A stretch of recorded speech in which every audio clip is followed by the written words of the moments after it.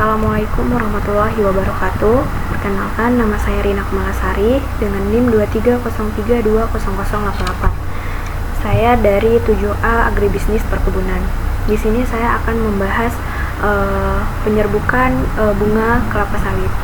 Nah, langsung saja kita masuk kepada materi, yaitu pemilihan bunga kelapa sawit jantan dan betina. Yang pertama itu ada kriteria bunga jantan yang baik. Nah, bunga jantan itu berfungsi sebagai sumber serbuk sari atau polen yang akan digunakan untuk membuahi bunga betina. Nah, kualitas bunga jantan sangat menentukan keberhasilan penyerbukan. Ciri dan kriteria bunga jantan yang baik.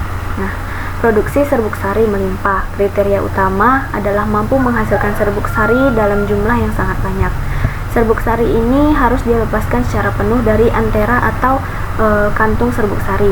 Jadi, tidak ada serbuk sari yang terjebak di dalam bunga. Nah, secara fisik, serbuk sari yang baik itu harus kering, halus, dan ringan agar mudah terbawa angin atau serangga, yaitu kumbang Elaeodobius cameronicus dalam kasus kelapa sawit, tapi untuk kelapa utamanya angin. Nah, saat penyerbukan silang terjadi. Nah, viabilitas atau daya hidup serbuk sari tinggi. Nah, viabilitas menunjukkan kemampuan serbuk sari untuk melakukan pembuahan dalam kondisi normal. Serbuk sari harus memiliki daya hidup atau viabilitas yang tinggi. Nah, dalam literatur, viabilitas serbuk sari kelapa yang baik biasanya dipertahankan hingga 3-5 hari setelah dilepaskan, terutama pada suhu dan kelembapan ruangan yang ideal. Nah, serbuk sari tidak boleh rusak karena kelembapan berlebihan atau suhu ekstrim. Nah, kondisi basah atau terlalu panas bisa menyebabkan serbuk sari cepat mati atau tidak bisa berkecambah.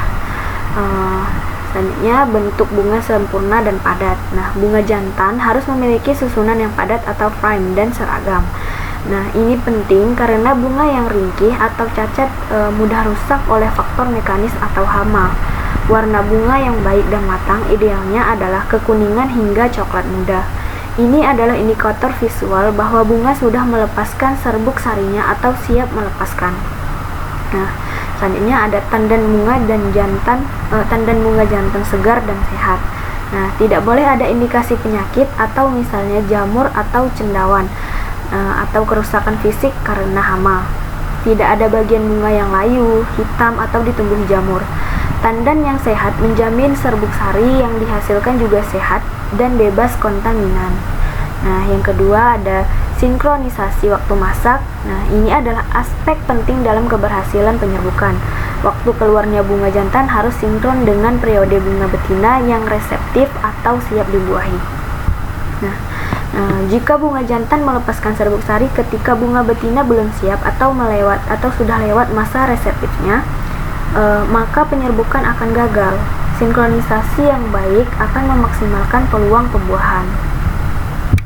Nah, selanjutnya ada kriteria bunga betina yang baik. Nah, bunga betina adalah struktur yang akan menerima serbuk sari dan berkembang menjadi buah. Kualitasnya menentukan jumlah, ukuran tandan, jumlah buah per tandan, dan produktivitas tanaman secara keseluruhan.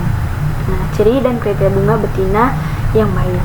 Nah, bentuk normal dan lengkap. Nah, bunga betina harus memiliki struktur lengkap, yaitu putik atau pistil, stigma atau kelapa putik, dan ovarium atau bakal buah, dan semuanya harus berkembang dengan baik dan profesional. Tidak boleh ada cacat, layu, atau kerusakan fisik pada struktur ini. Stigma segar dan reseptif. Nah, stigma adalah pintu masuk untuk serbuk sari. Nah, kriteria utamanya adalah harus lengket atau berlendir, berwarna kekuningan hingga kemerahan, dan menunjukkan kesiapan untuk menerima serbuk sari. Nah, periode reseptif, stigma, atau waktu optimal untuk penyerbukan biasanya hanya berlangsung singkat, sekitar 2-3 hari. Stigma yang segar dan reseptif menjamin serbuk sari bisa berkecambah atau membentuk buluh dan terjadi pembuahan yang berhasil. Tandan buah berkembang penuh. Nah, jumlah bunga betina dalam satu tandan harus banyak dan tersusun rapat, atau tidak jarang atau renggang. Idealnya bunga membesar secara serempak menjelang pembuahan. Nah, ini menunjukkan distribusi nutrisi yang merata. Selanjutnya yaitu sehat dan bebas hama atau penyakit. Nah, sama seperti bunga jantan, bunga betina tidak boleh diserang hama seperti kumbang tanduk atau ulat yang dapat merusak butik dan ovarium. Nah, kerusakan ini akan menyebabkan bunga gugur atau aborsi atau buah abnormal. Selanjutnya ada sinkronisasi dengan bunga jantan. Nah, ini adalah poin krusial yang berhubungan dengan sistem reproduksi kelapa. Bunga betina harus berada dalam periode reseptif atau aktif pada saat bersamaan dengan bunga jantan melepaskan serbuk sari. Nah, dalam kelapa seringkali terjadi dikogami atau kelapa memiliki dua tipe. Nah, yang pertama itu ada protandry. Nah, bunga jantan masak lebih dulu daripada bunga betina pada satu pohon. Yang kedua, protogeny, yaitu bunga betina masak lebih dulu daripada bunga jantan pada satu pohon. Nah, untuk penyerbukan silang yang sukses itu yang menghasilkan figur lebih tinggi, sinkronisasi harus terjadi antara bunga jantan di pohon A dan bunga betina di pohon B. Jika sinkronisasi diabaikan, hasilnya adalah aborsi buah atau gagal panen. Nah, selanjutnya ada faktor yang mempengaruhi kualitas bunga jantan dan betina. Nah, kualitas bunga kelapa bukan hanya ditentukan genetik, tetapi juga sangat dipengaruhi oleh faktor lingkungan agronomi. Faktor-faktor ini perlu dikelola secara tepat untuk mencapai produktivitas maksimal. Nah, yang pertama itu ada keseimbangan nutrisi. Nutrisi makro dan mikro harus seimbang, terutama nitrogen, fosfor, kalium, dan unsur mikro boron. Nah, kekurangan unsur hara tertentu, terutama boron, sangat sering menyebabkan masalah pada struktur reproduksi seperti sterilisasi bunga. Nah, bunga menjadi mandul atau tidak mampu menghasilkan serbuk sari atau stigma yang baik. Yang selanjutnya ada deformasi bunga, yaitu bentuk bunga betina atau jantan menjadi abnormal sehingga fungsi reproduksinya terganggu. Nah, yang kedua ada kekurangan unsur hara secara umum. Nah, kekurangan unsur hara berat atau parah dalam jangka waktu tertentu dapat menyebabkan tanaman melakukan aborsi bunga.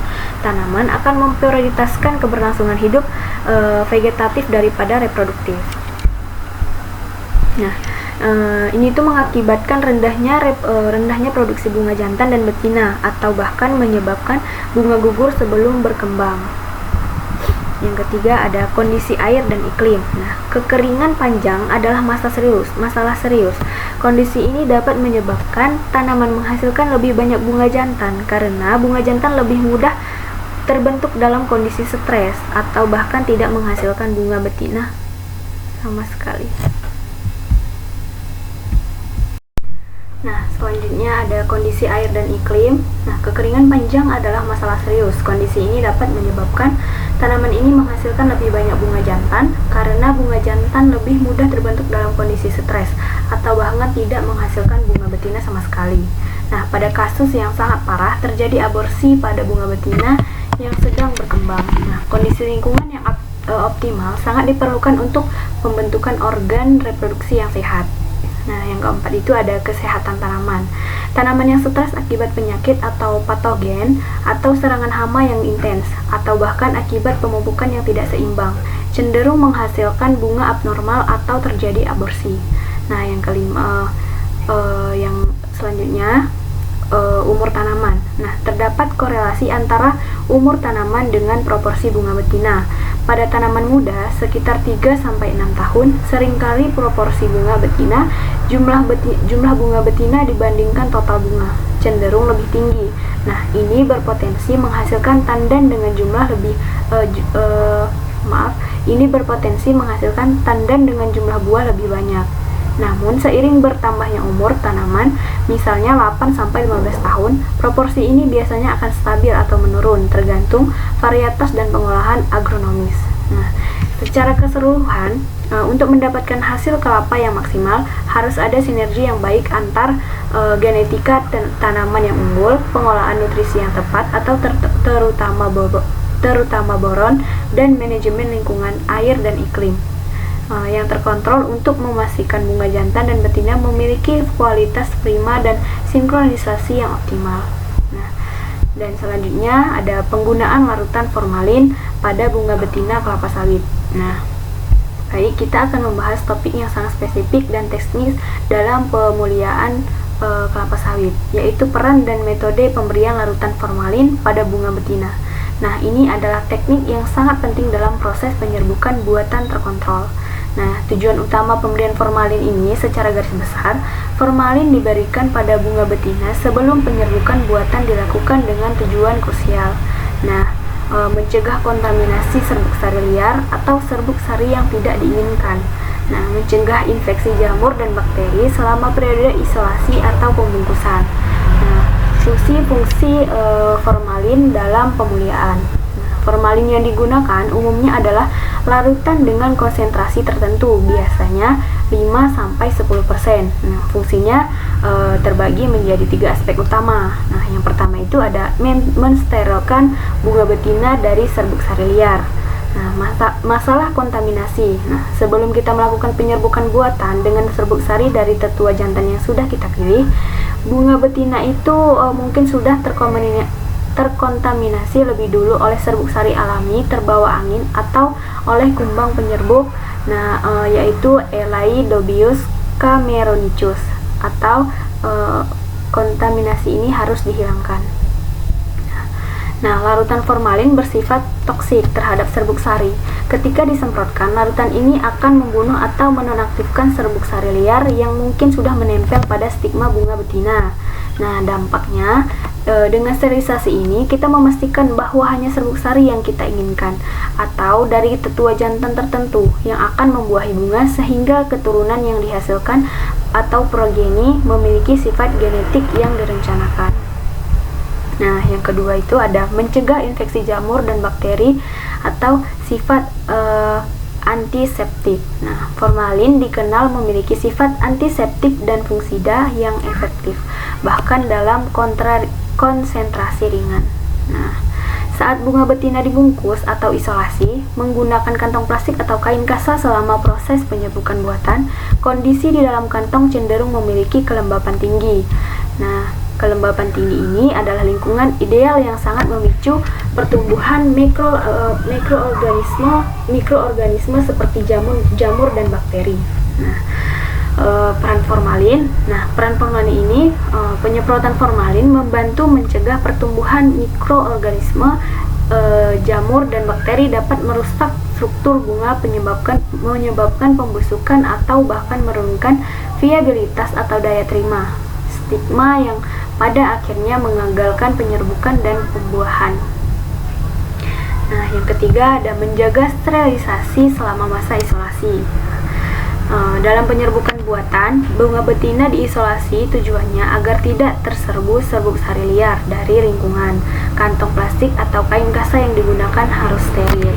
Nah, aplikasi tambahannya, formalin tidak hanya disemprotkan pada permukaan bunga, tetapi juga disemprotkan secara ringan pada bagian kantong plastik atau area di sekitar pangkal tandan untuk membantu menjaga lingkungan mikro di sekitar bunga tetap steril dan bebas patogen selama masa pembungkusan dan penyerbukan. Nah, selanjutnya cara dan konsentrasi penggunaan formalin. Nah, yang pertama itu ada konsentrasi. Nah, konsentrasi umum yang direkomendasikan untuk aplikasi ini berkisar antara 5% hingga 10% formalin. Konsentrasi yang tepat seringkali disesuaikan dengan protokol baku atau SOP, laboratorium pemuliaan atau kebun riset spesifik. Nah, yang kedua, waktu aplikasi atau waktu kritis. Formalin harus diaplikasikan sebelum bunga betina mencapai fase reseptif atau siap dibuahi. Nah, biasanya dilakukan 1 hari 24 jam sebelum penyerbukan buatan dijadwalkan. Nah, ini adalah bunga betina secara fisik sudah terbentuk, tetapi stigmanya belum menunjukkan lendir atau tanda-tanda reseptif yang maksimal. Nah, waktu ini dipilih untuk memastikan sterilisasi optimal sebelum stigma siap menerima serbuk sari yang kita inginkan. Nah, yang ketiga ada metode aplikasi. Nah, yaitu penyemprotan ringan. Nah, formalin diaplikasikan dengan cara disemprotkan secara ringan menggunakan sprayer halus atau mist spray. ke seluruh permukaan bunga betina. Nah, tujuannya adalah membasahi permukaan, bukan membanjiri. Pengeringan alami. Nah, setelah disemprot, bunga harus dibiarkan mengering secara alami di udara selama beberapa saat sebelum penyerbukan buatan dilakukan. Proses pengeringan ini penting untuk memastikan sisa-sisa formalin telah menguap atau daya toksiknya telah berkurang, sehingga tidak merusak serbuk sari yang akan kita aplikasikan berikutnya. Nah, selanjutnya ada pemberian insektisida pada bunga betina kelapa sawit. Nah, di sini kita fokus pada aspek yang sama pentingnya dalam proses penyerbukan buatan terkontrol pada kelapa sawit, yaitu penggunaan insektisida pada bunga betina sebelum penyerbukan. Nah, tujuan utama pemberian insektisida yaitu penggunaan insektisida ini sangat strategis, yaitu untuk melindungi integritas genetik dari hasil persilangan yang kita inginkan dan menjaga kesehatan bunga selama proses pemuliaan. Secara spesifik ada 3 tujuan utamanya. Nah, yang pertama itu ada mencegah penyerbukan alami oleh serangga liar. Nah, penyerbukan kelapa sawit di alam penyerbukan kelapa sawit sebagian besar dibantu oleh kumbang penyerbuk, atau paling terkenal adalah Elaedobius camerunchus, yaitu kumbang ini berfungsi membawa serbuk sari dari bunga jantan ke bunga betina.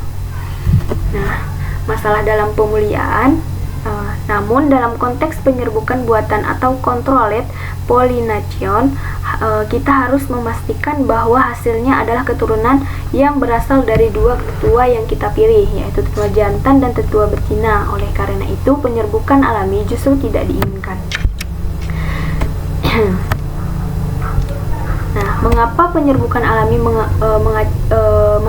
mengacaukan? Nah, serbuk sari liar yang dibawa oleh kumbang atau angin akan mengacaukan hasil persilangan yang terencana, baik itu dalam kegiatan penelitian, pengujian varietas, atau produksi bibit unggul terjamin.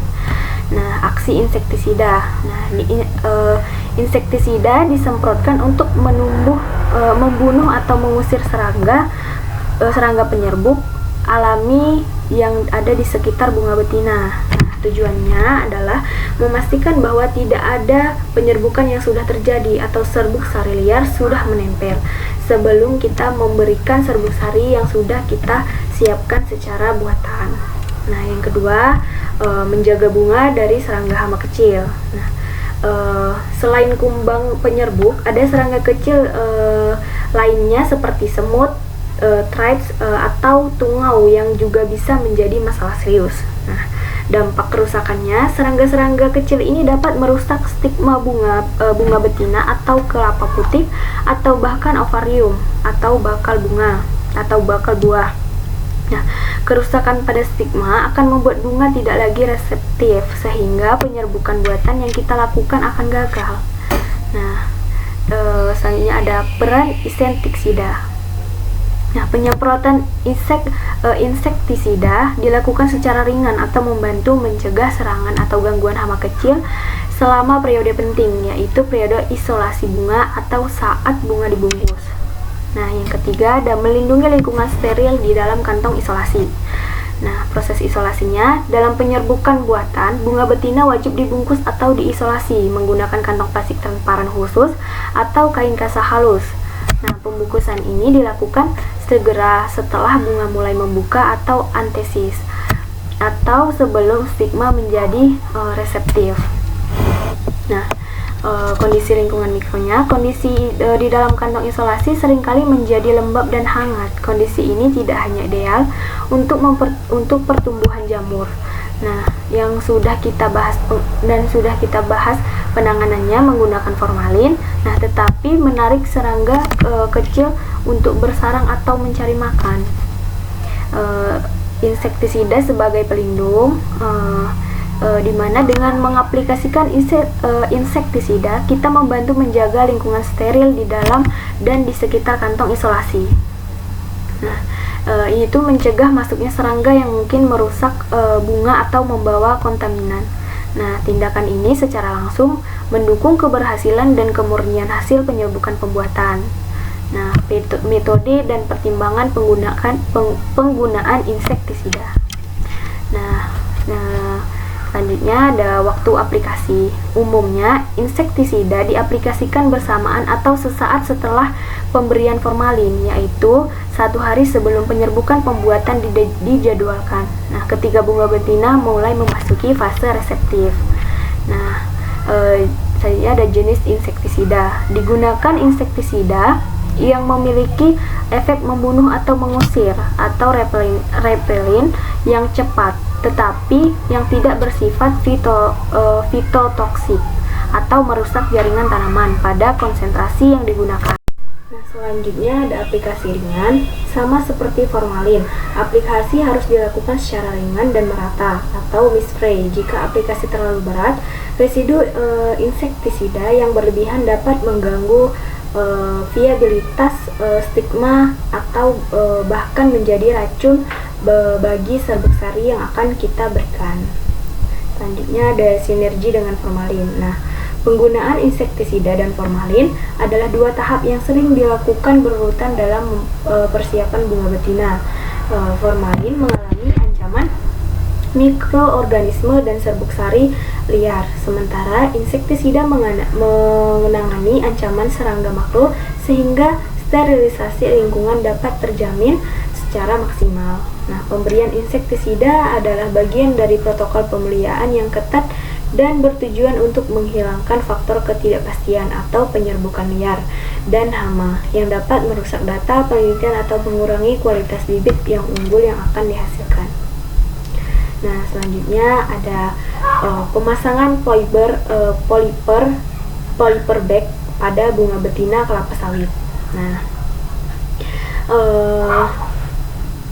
tujuan pemasangan polyper bag pada bunga betina.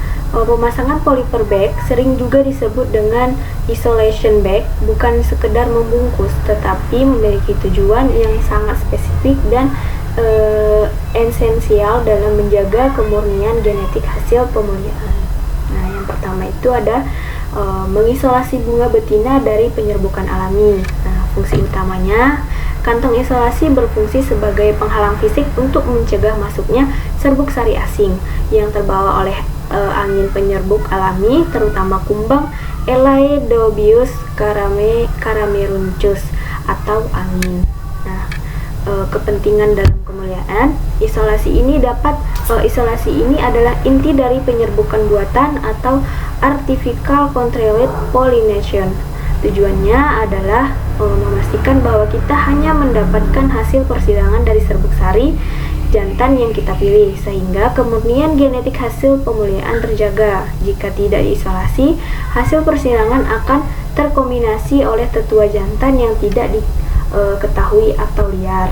Nah, selanjutnya menjaga kondisi steril. Nah, waktu pemasangan, kantong dipasang setelah bunga dibersihkan dan disterilisasi dengan formalin untuk menonaktifkan serbuk sari liar dan disemprot insektisida untuk menyingkirkan serangga kecil. Nah, kondisi awalnya, pemasangan polyper bag memastikan bahwa bunga betina berada dalam kondisi steril ketika penyerbukan buatan akan dilakukan. Nah, kantong ini menjaga sterilisasi tersebut sampai tiba waktunya serbuk sari yang diinginkan dimasukkan. Nah, selanjutnya untuk melindungi bunga dari gangguan fisik. Nah, perlindungan fisiknya, polyper bag juga berfungsi melindungi bunga betina dari berbagai gangguan yang sifatnya fisik.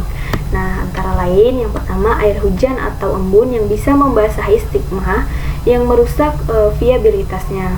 Nah, yang kedua ada debu dan kotoran yang dapat menempel dan menghalangi serbuk sari. Nah, perlindungan ini sangat penting untuk memastikan stigma tetap reseptif atau lengket dan basah dan berfungsi penuh hingga waktu penyerbukan tiba. Nah, selanjutnya karakteristik dan spesifikasi polyper bag yang baik.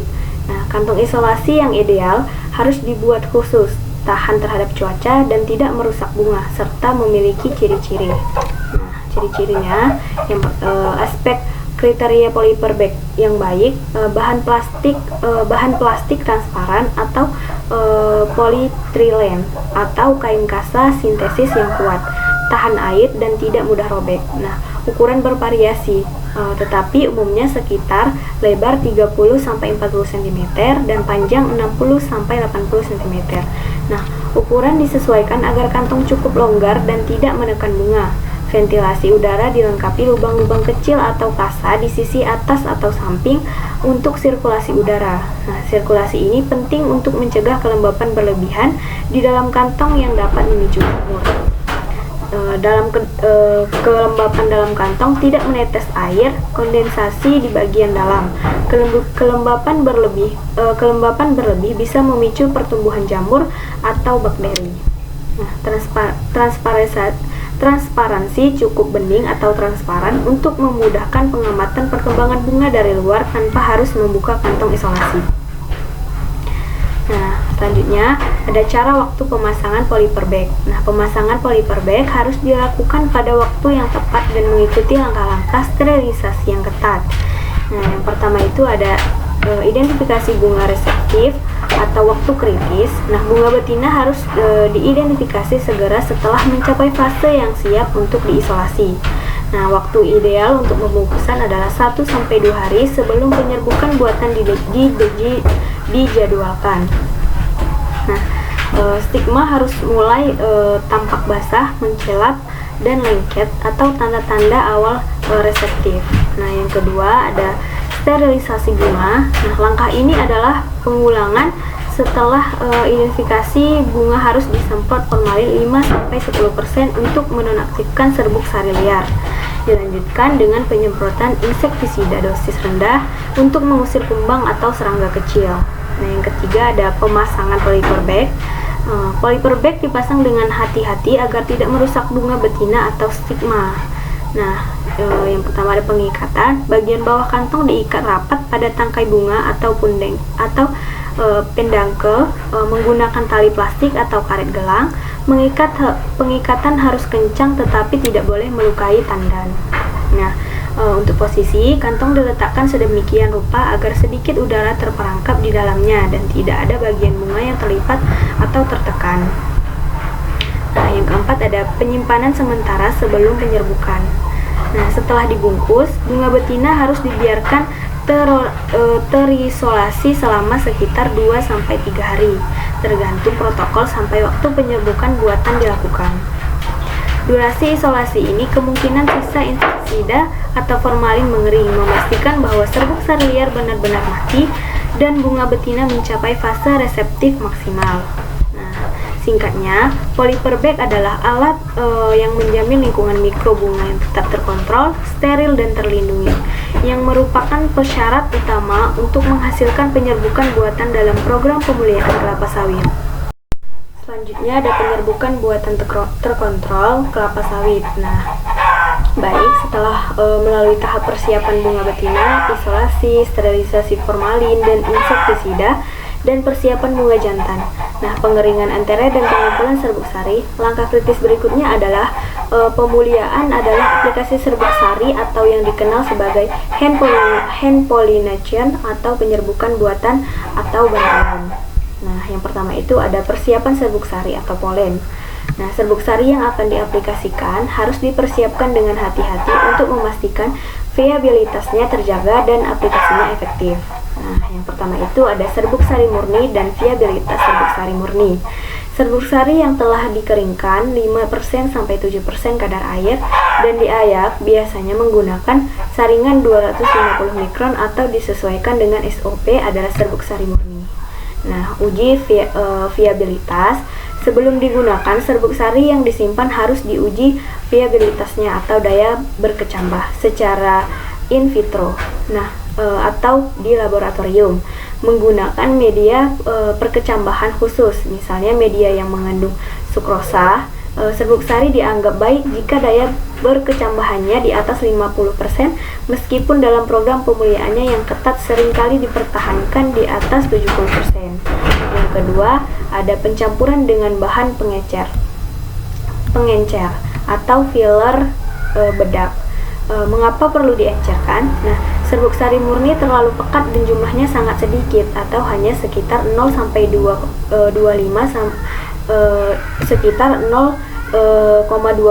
sampai 0,5 gram polen per tandan. Agar penyebarannya merata dan efisien, serbuk sari dicampur dengan bahan pengecer atau sering disebut bedak tale atau bedak bayi. Nah, fungsi bedak penyebaran merata. Nah, membantu mendistribusikan serbuk sari secara merata ke seluruh permukaan stigma bunga betina. Nah, indikator aplikasinya, warna putih bedak talek berfungsi sebagai indikator visual di lapangan sehingga petugas dapat memastikan bahwa semua bagian stigma telah disemprot. Nah, yang ketiga ada wadah aplikasi. Campuran serbuk sari dan bedak dimasukkan ke dalam tabung semprot atau polen aplikator khusus yang memiliki nosel atau pipa kecil yang bisa dimasukkan ke dalam kantong isolasi. Botol ini harus dijaga dalam kondisi kering dan tertutup. Nah, selanjutnya ada waktu kritis dan metode aplikasi. Waktu aplikasi serbuk sari adalah faktor yang paling menentukan keberhasilan pembuahan. Nah, yang pertama waktu kritis atau periode reseptif. Nah, penyerbukan buatan harus dilakukan ketika bunga betina berada pada masa reseptif maksimal. Nah, ciri-ciri fisiknya ada stigma tampak basah, mengkilap, dan lengkap atau berlendir.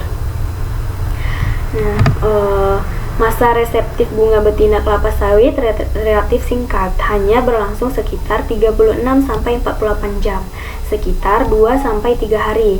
Nah, penyerbukan harus dilakukan dalam rentang waktu ini. Nah, waktu penyerbukan terbaik biasanya dilakukan pada pagi hari antara pukul 6.00 sampai 11.00 saat kelembapan udara masih cukup tinggi dan suhu belum terlalu panas yang mendukung viabilitas serbuk sari. Nah, yang kedua ada mode aplikasi serbuk sari akses ke bunga. Nah, petugas penyerbukan mendekati tandan bunga betina yang sudah terisolasi atau terbungkus polyper bag. Nah, yaitu yang pertama melubangi kantong. Nah, kantong isolasi dilubangi secara hati-hati, biasanya dengan membuat sayatan kecil di bagian atas atau samping, hanya seukuran nosel tabung semprot. Nah, selanjutnya yaitu penyemprotan. Nah, nosel tabung semprot dimasukkan ke dalam lubang kantong. Serbuk sari campuran disemprotkan secara merata ke seluruh permukaan bunga betina. Penyemprotan dilakukan dengan jumlah yang cukup, umumnya sekitar 10 kali semprotan atau disesuaikan dengan volume tandan. Untuk memastikan semua stigma tertutup serbuk sari, selanjutnya penutupan kembali. Nah, setelah penyemprotan selesai, lubang sayatan pada kantong isolasi harus segera ditutup kembali atau diplaster menggunakan plaster kedap air atau isolasi tape untuk mempertahankan sterilisasi dan mencegah kontaminasi dari serbuk sari liar atau serangga. Yang ketiga, frekuensi penyerbukan.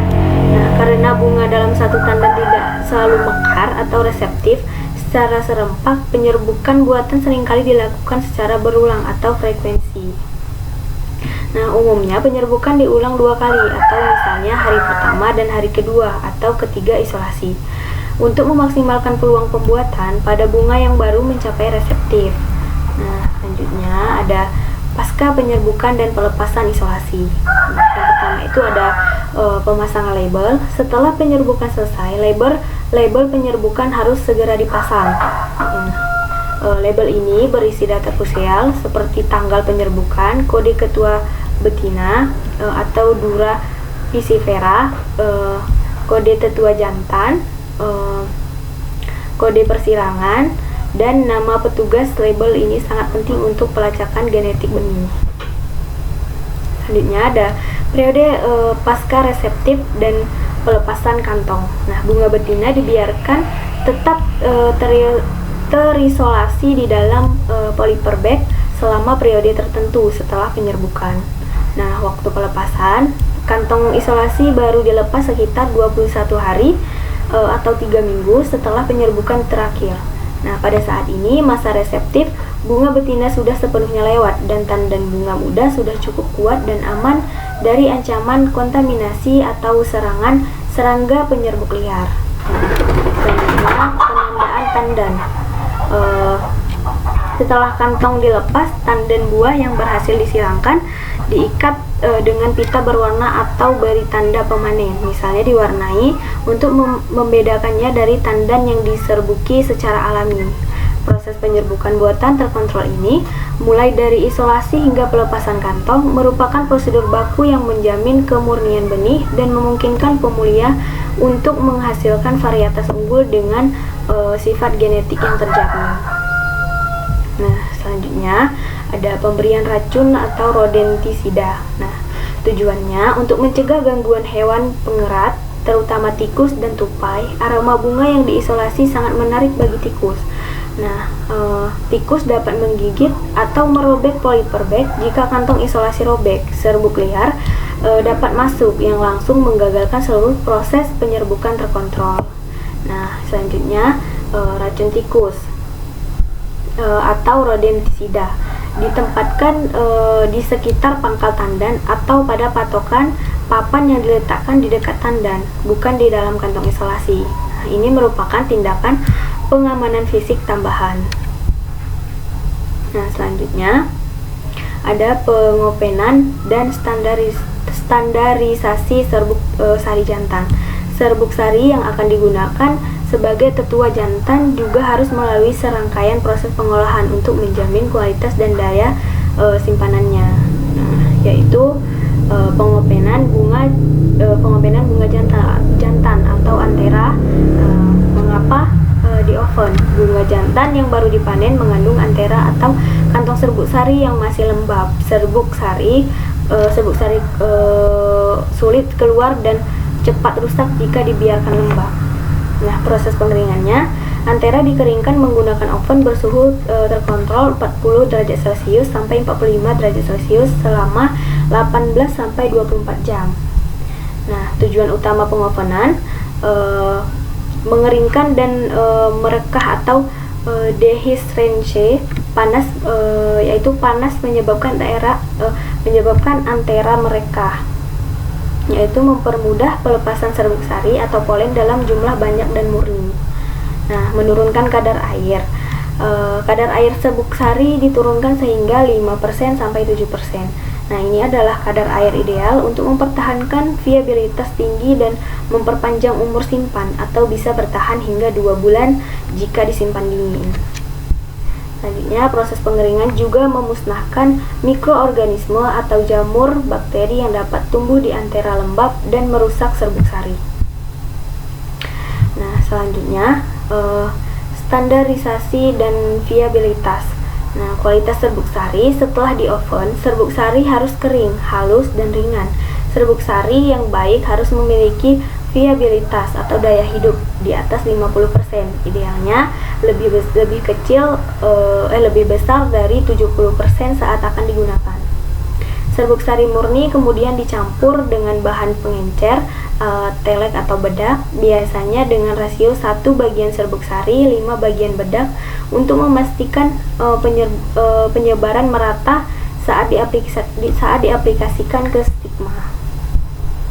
Nah, selanjutnya ada aplikasi serbuk sari dan pelabelan. Langkah terakhir adalah melaksanakan penyerbukan buatan. Nah, aplikasi serbuk sari atau hand pollination waktu aplikasi dilakukan pada masa reseptif maksimal bunga betina sekitar 36 sampai 48 jam sejak bunga mulai membuka waktu. Idealnya pagi hari jam 6.00 sampai jam 11.00.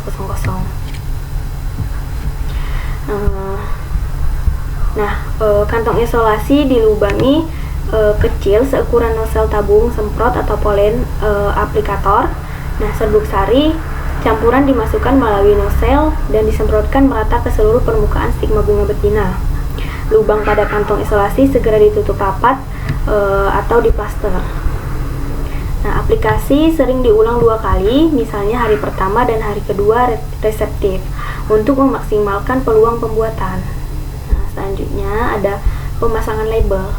Segera setelah penyerbukan harus dipasang. Label harus dicatat tanggal persilangan, kode tetua betina, kode tetua jantan, dan kode persilangan. Misalnya, label ini vital untuk menjaga pedigree atau silsilah atau genetik benih. Selanjutnya ada pelepasan isolasi. Nah, kantong isolasi baru dilepas sekitar 21 hari atau 3 minggu. Nah, pasca penyerbukan, pada saat ini bunga sudah melewati masa reseptif. Pembuahan sudah terjadi dan buah muda sudah cukup kuat sehingga risiko kontaminasi dan kerusakan oleh serangga liar sudah minimal. Sehingga langkah ini adalah prosedur standar yang menjamin kontrol penuh terhadap proses pembuatan menghasilkan benih persilangan yang murni dan terjamin secara genetik. Nah, selanjutnya itu ada uji viabilitas atau rehabilitas serbuk sari kelapa sawit. Nah, uji viabilitas serbuk sari kelapa sawit yang dalam konteks ini tersebut juga rehabilitas adalah prosedur penting yang bertujuan untuk menilai kemampuan serbuk sari atau polen untuk hidup dan berkecambah setelah melalui berbagai proses pasca panen seperti pengeringan atau oven atau penyimpanan. Nah, pengujian ini merupakan langkah krusial dalam program pemeliharaan kelapa sawit, khususnya yang melibatkan teknik penyerbukan buatan atau inseminasi buatan untuk memastikan efisiensi dan keberhasilan transfer genetik. Nah, tujuan utama pengujian viabilitas terdapat 3 tujuan utama. Nah, uji viabilitas serbuk sari kelapa sawit ini perlu dilakukan secara rutin dan sistematis. Tujuan fundamentalnya adalah untuk memastikan bahwa serbuk sari yang telah dikeringkan atau disimpan baik itu dalam jangka waktu singkat maupun panjang masih hidup dan fungsional. Serbuk sari yang berfungsional harus berkecambah dan menumbuhkan tabung serbuk sari atau pollen tube yang nantinya akan menembus stigma bunga betina hingga mencapai bakal biji untuk membuahi. Jika serbuk sari mati atau daya kecambahnya sangat rendah, maka penyerbukan buatan yang dilakukan akan sia-sia. Nah, proses pengeringannya atau terutama suhu dan durasi oven dan kondisi penyimpanan, suhu dan kelembapan sangat berpengaruh pada daya tahan serbuk sari. Pengujian ini berfungsi sebagai alat seleksi kualitas. Hanya serbuk sari dengan tingkat viabilitas tinggi yang direkomendasikan untuk digunakan dalam kegiatan penyerbukan buatan komersial atau penelitian. Nah, secara umum, serbuk sari kelapa sawit dianggap layak jika memiliki viabilitas lebih besar 60-70%. Angka ini merupakan batas minimum yang ditetapkan untuk menjamin probabilitas keberhasilan pembuahan yang memadai. Menggunakan serbuk sari di bawah ambang batas ini secara signifikan akan menurunkan hasil panen atau buah dan efisiensi program pemeliharaan. Nah, kualitas yang diukur tidak hanya sekedar hidup atau mati, tetapi juga figur atau kekuatan tabung serbuk sari yang terbentuk. Nah, mengukur efek pelakuan terhadap daya hidup polen. Tujuan ini sangat penting dalam konteks penelitian dan penetapan prosedur standar operasional atau SOP di laboratorium atau kebun. Dengan menguji viabilitas serbuk sari yang dikenai perlakuan berbeda, misalnya variasi suhu oven, lama penyimpanan yang berbeda, atau kelembapan penyimpanan yang berbeda, kita dapat mengukur dan membandingkan dampak dari setiap variabel perlakuan tersebut. Nah, hasil uji ini menjadi dasar empiris untuk menentukan kondisi optimal, misalnya suhu pengeringan terbaik untuk minimalkan kerusakan sel atau durasi menyimpan maksimal sebelum viabilitas menurun drastis. Nah, hal ini membantu memaksimalkan kualitas serbuk sari dari batch produksi hingga saat aplikasi di lapangan. Nah, selanjutnya metode pengujian viabilitas serbuk sari. Nah, metode yang paling umum dan akurat digunakan untuk menguji viabilitas serbuk sari kelapa sawit adalah metode perkecambahan secara in vitro atau di luar tubuh tanaman. Nah, metode ini meniru kondisi alami yang diperlukan serbuk sari untuk berkecambah. Nah, serbuk sari ditanam pada media kultur buatan yang mengandung nutrisi penting. Komponen utama media ini biasanya meliputi sukrosa atau sumber energi dan mengatur tekanan osmotik atau asam borat atau H3BO3. Nah, penting untuk pembentukan dan pertumbuhan tabung serbuk sari dan mineral lain seperti kalsium klorida atau CaCl2. Berperan dalam regulasi membran dan pertumbuhan. Konsentrasi sukrosa harus optimal. Jika terlalu tinggi dapat menyebabkan plasmolisis atau kematian, dan jika terlalu rendah dapat menyebabkan lisis atau pecah. Selanjutnya ada proses polinasi atau penyerbukan pada kelapa sawit. Nah, polinasi atau penyerbukan adalah proses fundamental dalam reproduksi tanaman, yaitu perpindahan serbuk sari atau polen dari anther kepada kelapa sari, bunga jantan menuju stigma, kelapa putik, bunga betina. Pada kelapa sawit keberhasilan polinasi sangat vital karena ini adalah langkah awal yang menentukan pembentukan buah. Tanpa polinasi yang berhasil, tandan buah tidak akan membentuk dan akhirnya karnel atau inti sawit serta mesokarp atau daging buah yang merupakan komponen utama menghasilkan minyak tidak akan berkembang. Dengan kata lain, efisiensi dan keberhasilan budidaya kelapa sawit sangat tergantung pada tingkat keberhasilan proses penyerbukan ini. Nah, jenis polinasi pada kelapa sawit. Polinasi pada kelapa sawit secara garis besar dapat dibagi menjadi dua jenis utama, yaitu penyerbukan alami atau natural pollination dan penyerbukan buatan atau controlled assisted pollination. Nah, yang pertama itu ada polinasi alami atau natural pollination. Nah, polinasi alami adalah proses penyerbukan yang terjadi secara spontan di kebun tanpa intervensi langsung dari manusia. Dan proses ini sangat efisiensi dan merupakan mekanisme biologis utama untuk pembentukan buah di kebun komersial. Nah, terjadi secara alami dengan bantuan serangga penyerbuk. Nah, agen utama penyerbukan alami pada kelapa sawit adalah serangga, khususnya kumbang, yaitu Elaedobius cameronicus.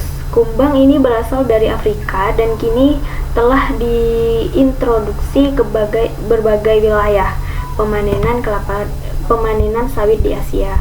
Nah, mekanisme daya tariknya, bunga jantan kelapa sawit yang matang menghasilkan senyawa volatil atau zat kimia beraroma yang berfungsi menarik kumbang saat kumbang tertarik dan hinggap di bunga jantan, serbuk sari akan menempel pada tubuhnya. Nah, kumbang kemudian berpindah ke bunga betina yang sedang dalam fase reseptif atau siap menerima serbuk sari. Nah, ketika kumbang bergerak di antara spikula dan stigma bunga betina, serbuk sari yang menempel pada tubuhnya akan jatuh menempel pada stigma yang menginisiasi proses pembuahan. Selanjutnya, kelebihan dari polinasi alami memiliki kelebihan signifikan, yaitu biaya dan tenaga kerja yang rendah karena tidak membutuhkan intervensi manual dan sangat efisien serta dalam kondisi normal. Nah, selanjutnya yang kedua ada kekurangan polinasi alami. Nah, meskipun efisien, penyerbukan alami memiliki beberapa kekurangan, terutama dalam konteks program pemuliaan dan pengendalian kualitas. Proses dipenuhi oleh kondisi dalam alam dan populasi serangga. Jika populasi kumbang rendah atau kondisi cuaca tidak mendukung, misalnya hujan deras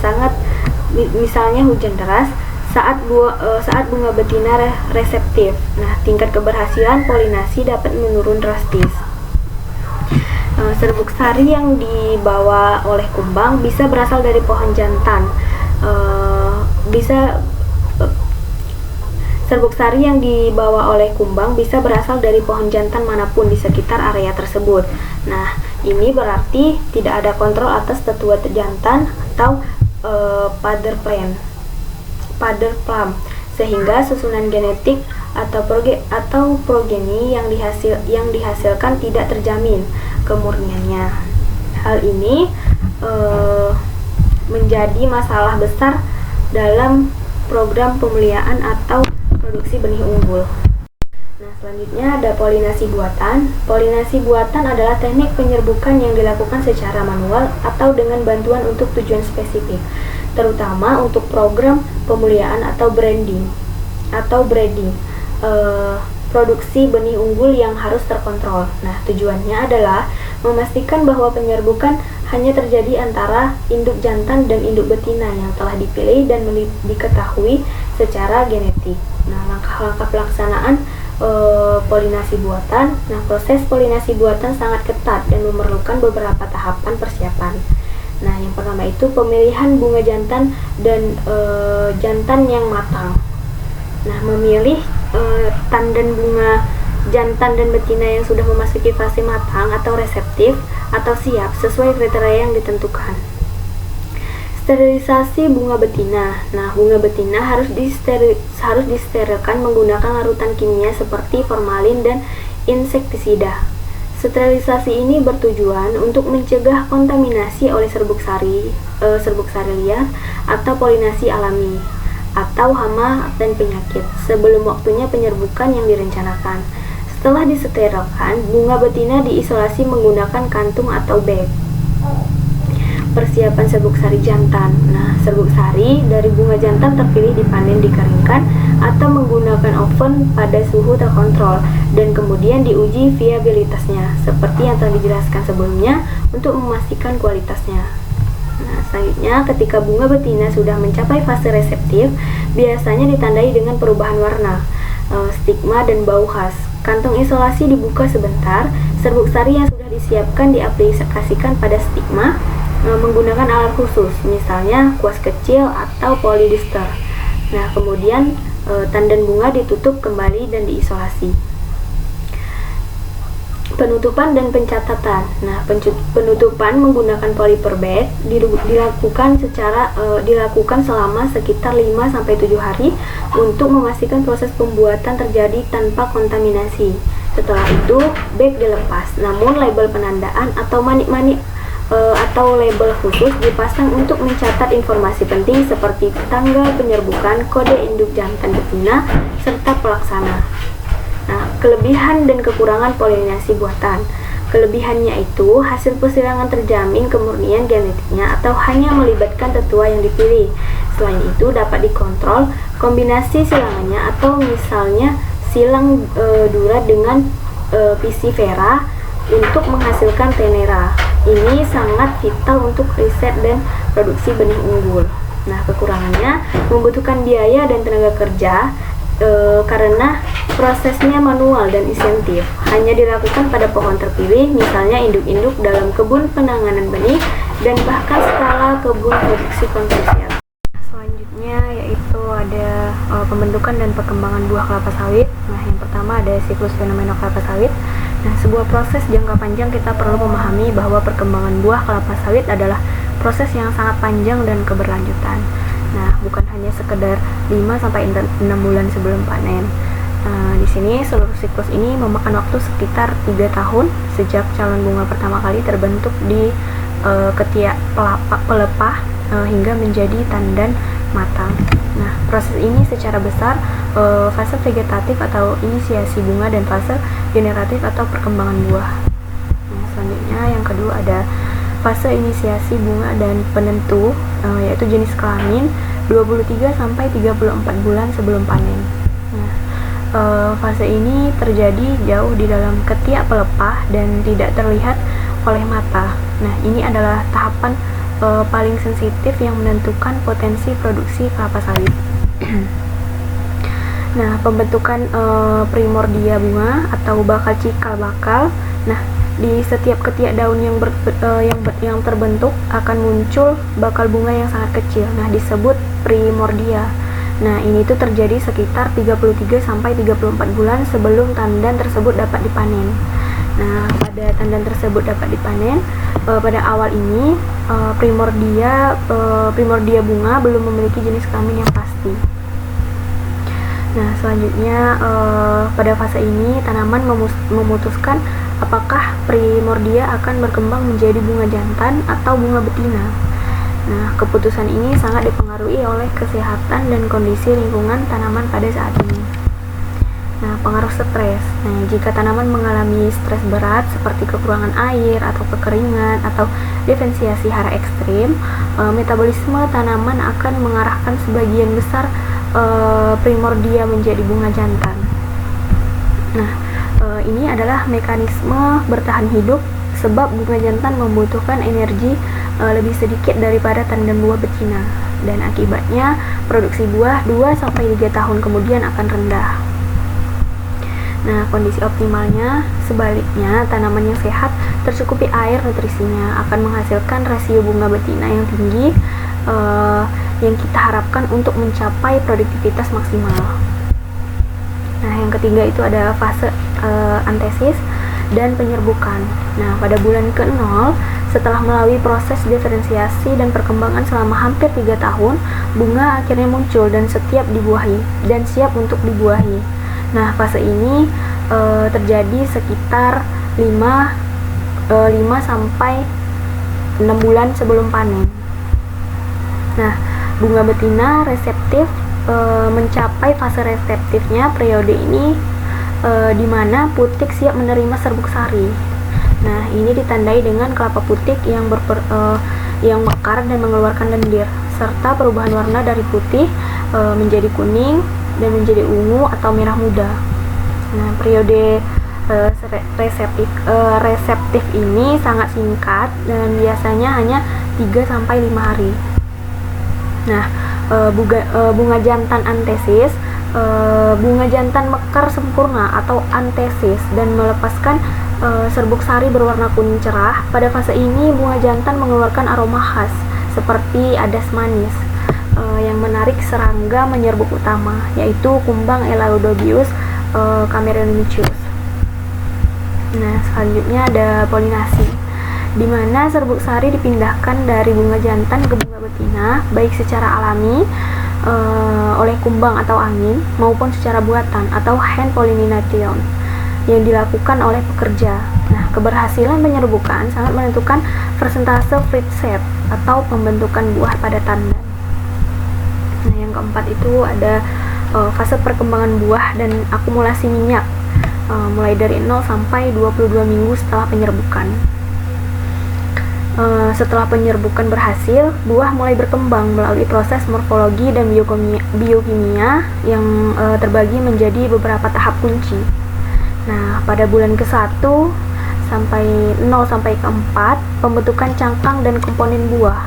Nah, setelah pembuahan, zigot mulai berkembang. Struktur dasar buah yaitu kulit luar atau exocarp, daging buah atau mesocarp, dan cangkang keras atau endocarp termasuk mulai terbentuk. Nah, pada tahap ini cangkang masih sangat lembut dan mesocarp masih berwarna putih kehijauan. Nah, selanjutnya yaitu minyak atau lipid belum terbentuk. Nah, buah sebagian besar terdiri dari air dan klorofil.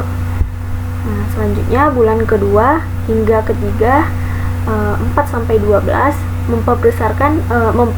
pembesaran maksimum dan pengesaran cangkang. Nah, buah alami pembesaran ukuran yang sangat cepat mencapai ukuran maksimumnya. Cangkang keras atau endocarp mulai mengeras secara intensif dan kernel atau inti sawit di dalamnya mulai membesar. Nah, pada akhir fase ini diferensiasi lapisan buah sudah jelas. Nah, kulit, mesocarp atau daging buah, cangkang, dan kernel. Nah, selanjutnya pada bulan keempat inisiasi sintesis atau minyak. Nah, ini adalah titik balik biokimia. Buah mulai mengalihkan energinya dari pembesaran sel ke sintesis minyak atau trigliserida di dalam mesocarp.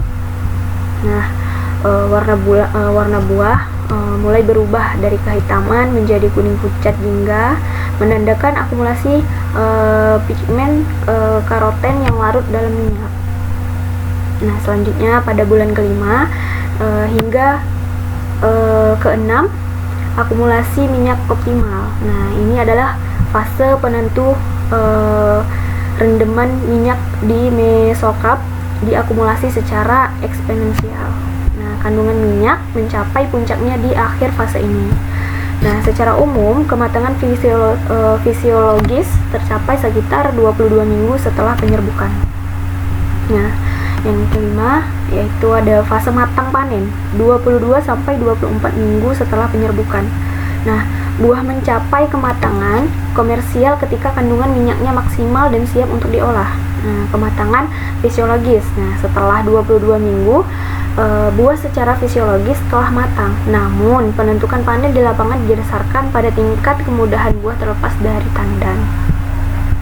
Nah, selanjutnya ada indikator pemanenan atau berondolan. Nah, tandan buah segar atau TBS siap dipanen ketika beberapa buahnya atau disebut berondolan mulai terlepas dari dan jatuh ke tanah. Nah, standar pemanenan di perkebunan umumnya adalah fraksi 2 di mana minimal 5 sampai 10 berondolan sudah jatuh.